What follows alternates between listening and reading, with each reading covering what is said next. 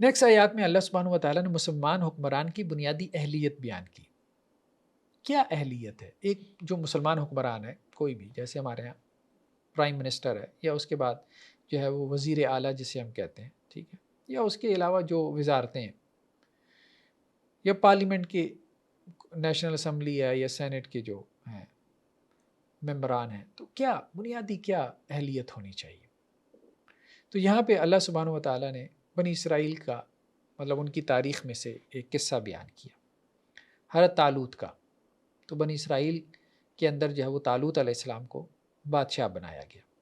تو بنی اسرائیل نے اعتراض کیا کہ جی طالوت ہمارے بادشاہ کیسے ہو سکتے ہیں؟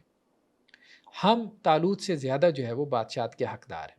یعنی ان میں جو سردار تھے بنی اسرائیل کے، تو انہوں نے کہا ہم سردار ہیں، ایک غریب آدمی کو بادشاہ بنا دیا گیا۔ اور ولم یؤت سعۃ من المال، طالوت کے پاس تو کوئی مال و دولت بھی نہیں ہے، ہم چودھری ہیں، سردار ہیں، وڈیرے ہیں، تو ہمارے پاس حکمرانی آنی چاہیے تھی۔ تو اس پہ اللہ سبحانہ و تعالیٰ نے کہا کہ اللہ تعالیٰ نے طالوت کا انتخاب اس لیے کیا ہے، ان کو بنی اسرائیل کا بادشاہ اس لیے بنایا گیا ہے، وزادہ بسطاً فی العلم والجسم، کہ علم میں بھی وہ بڑھ کے ہیں، جسم میں بھی بڑھ کر ہے۔ تو ایک حکمران کو علم میں بھی، خاص طور پہ دینی علم میں بہت بڑھ کے ہونا چاہیے، اور جسم میں جسمانی اعتبار سے قوی مضبوط ہونا چاہیے، اچھا گھوڑ سوار ہو، اچھا شہ سوار ہو، ٹھیک ہے، اچھا تیر انداز ہو۔ اس وقت یہی تیر، تلوار، نیزہ، یہی ساری چیزیں ہوتی تھی۔